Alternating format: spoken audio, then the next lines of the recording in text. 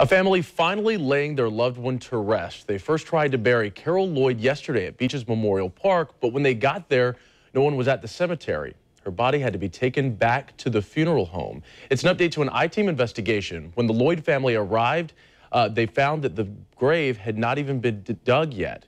Here's Channel 4's Ashley Mitchell. We're just glad to have her buried today. Relief for a family that is heartbroken it took this long to bury Carol Lloyd.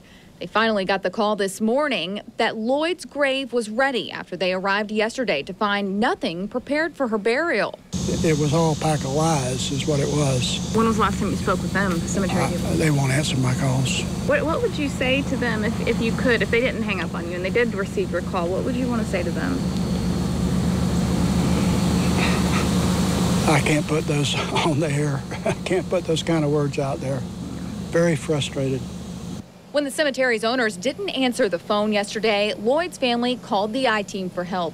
We called the state agency that regulates cemeteries. It was able to reach the owners, who said the equipment they used to dig graves was broken.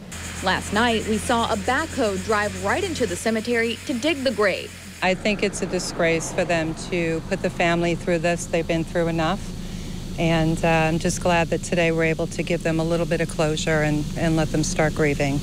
Omar's funeral home is unrelated to Beaches Memorial Park and First Coast Funeral Home.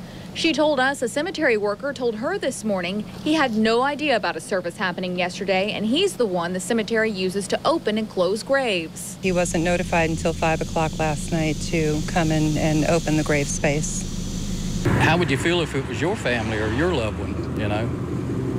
It's just wrong, you know. I don't know if they're bad people or what the problem is. The cemetery's license to sell contracts for future burials has now been suspended by the state. It expired Friday and was not renewed by the owners. Ashley Mitchell, Channel 4, the local station. We should point out the family paid nearly $2,000 11 years ago for the burial at Beaches Memorial Park.